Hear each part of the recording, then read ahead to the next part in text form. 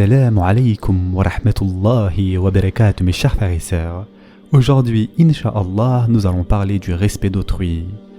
Mes chers frères et sœurs en islam, la piété ne se limite pas seulement à la multiplication ou à l'amélioration de nos actes d'adoration comme la salat, le jeûne, l'aumône ou la récitation du Coran. Elle doit aussi se manifester dans les rapports que nous entretenons avec ceux qui nous entourent. Et en effet, une part très importante de l'enseignement révélé porte sur l'éthique à considérer dans les relations sociales. Il est ainsi intéressant de noter que, par exemple, l'enseignement détaillé de la méthode d'accomplissement d'une obligation aussi fondamentale que la salat n'a été présenté dans aucun verset du Coran, et cela a été exclusivement confié au prophète sallallahu alayhi wa sallam. Cependant, plusieurs versets coraniques de la sourate An-Nur ont été révélés pour énoncer des règlements très précis concernant la demande de permission avant d'entrer chez quelqu'un. Et en effet, Allah Azza wa Jal dit dans le Coran « Ô vous qui croyez, n'entrez pas dans des maisons autres que les vôtres avant de demander la permission d'une façon délicate et de saluer leurs habitants. Cela est meilleur pour vous, peut-être vous souvenez-vous. Si vous ne trouvez personne, alors n'y entrez pas avant que permission vous soit donnée. Et si on vous dit « retournez », eh bien retournez, cela est plus pur pour vous. Et Allah, de ce que vous faites, est omniscient. Nulle griffe contre vous à entrer dans des maisons inhabitées où se trouve un bien pour vous. Allah sait ce que vous divulguez et ce que vous cachez. Sourate An-Nur, versets 27 à 29. Malheureusement, il faut reconnaître que cette part de l'enseignement religieux est souvent méconnue et fortement minimisée, lorsqu'elle n'est pas carrément délaissée bien sûr. Ce qui est d'autant plus dramatique que dans l'environnement multiconfessionnel dans lequel nous vivons, et où pour beaucoup d'entre nous, nous sommes déjà coupables de ne pas vraiment agir pour faire connaître et promouvoir l'islam, notre mauvaise conduite peut avoir en plus des conséquences de provoquer chez ceux qui ne partagent pas notre foi de l'antipathie pour les musulmans et même une certaine aversion envers l'islam. C'est justement pour cette raison qu'aujourd'hui, Inch'Allah, nous allons rappeler un hadith en rapport avec les règles d'Al-Mu'ashara et qui rappelle donc 3 devoirs très importants que nous avons envers autrui. Abdullah ibn Umar radiallahu an rapporte que le messager d'Allah sallallahu alayhi wa sallam gravit un jour son mimber et il dit à voix haute « Ô assemblée de ceux qui ont exprimé leur soumission verbalement et dont la réalité ou la perfection de la foi n'est pas encore parvenue au cœur, ne causez pas du tort aux musulmans, ne les humiliez pas en leur reprochant des fautes passées et ne restez pas à l'affût de leurs défauts. Car celui qui reste à l'affût des défauts de son frère musulman, Allah restera à l'affût des siens. Et celui dont Allah est à l'affût de ses défauts, il le déshonorera même s'il se cache au cœur de sa maison. » Dans ce hadith, le prophète sallallahu alayhi wa sallam met en garde sa communauté contre 3 actes très graves qui sont tout d'abord l'interdiction de causer du tort aux musulmans, deuxièmement l'interdiction de les humilier et troisièmement l'interdiction de rester à l'affût de leurs défauts. Et un grand alim avait l'habitude de dire que ton attitude envers le croyant consiste en 3 choses. Si tu ne peux lui être utile, ne lui cause pas de tort. Si tu ne peux le rendre heureux, ne le rends pas triste. Si tu ne peux dire du bien de lui, ne dis pas du mal de lui. Subhanallah. Et un jour, Ibn Umar radiallahu an regarda la Kaaba et il dit « Tu es majestueux et ton inviolabilité est considérable. Et pourtant, le musulman est plus inviolable que toi auprès d'Allah. » Il est bien connu, mes chers frères et sœurs en islam, que l'un des points sur lequel le prophète sallallahu alayhi wa sallam rappela avec insistance à ses compagnons, radiallahu anhum, lors d'un des plus grands sermons qu'il prononça durant toute sa mission prophétique, concernait le respect d'autrui.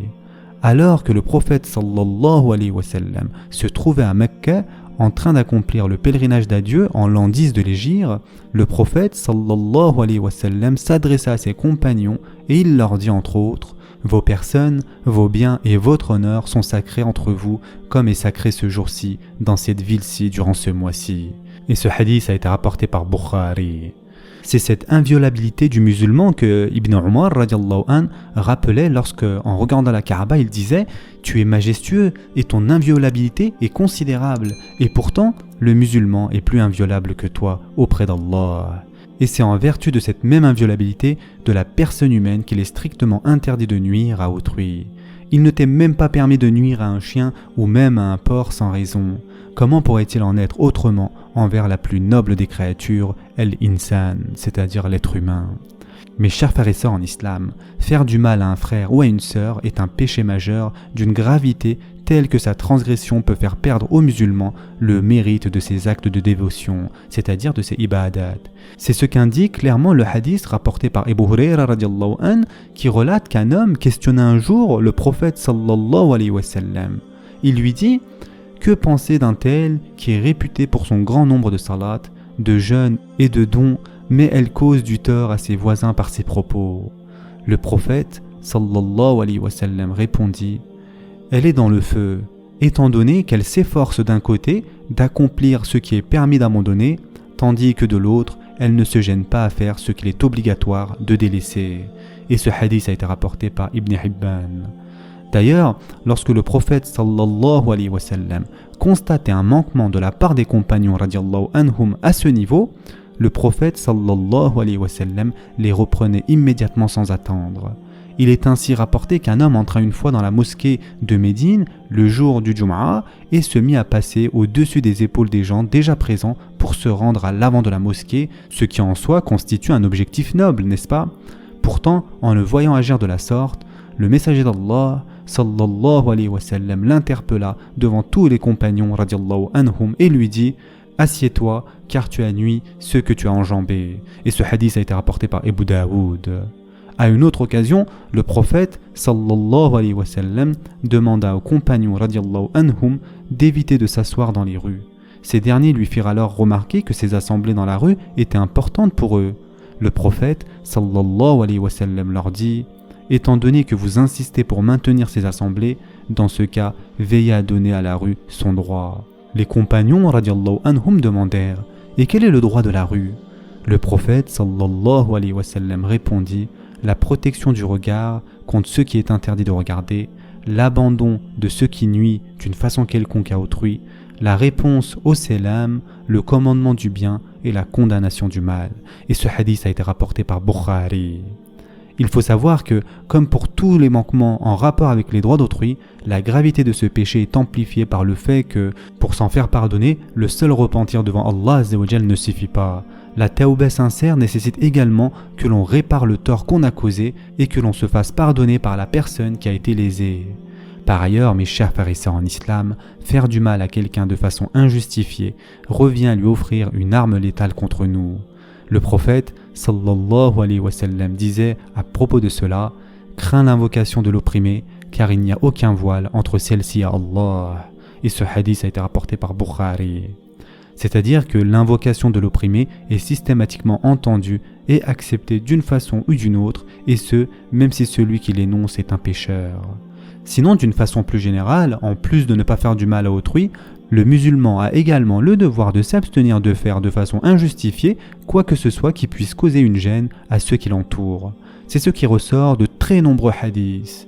Et en effet, Abdullah ibn Umar radiallahu anh rapporte que le prophète sallallahu alayhi wa sallam leur a dit: lorsque vous êtes à trois, alors que deux d'entre vous ne se mettent pas à parler en privé en laissant de côté leurs compagnons, parce que cela a pour conséquence de l'attrister.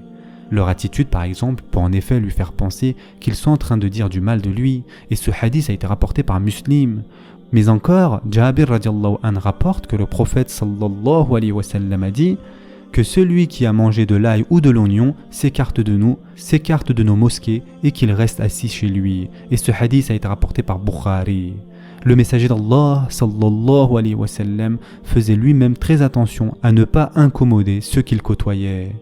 Et enfin, le prophète sallallahu alayhi wa sallam a aussi dit: parfois, j'initie la salat avec l'intention d'allonger celle-ci.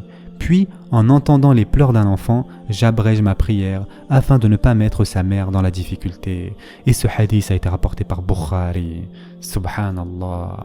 Bien évidemment, mes chers frères et sœurs en islam, ce respect d'autrui et cette bienveillance, le prophète sallallahu alayhi wa sallam ne l'a témoigné pas seulement en dehors de chez lui, comme c'est malheureusement le cas pour nous très souvent.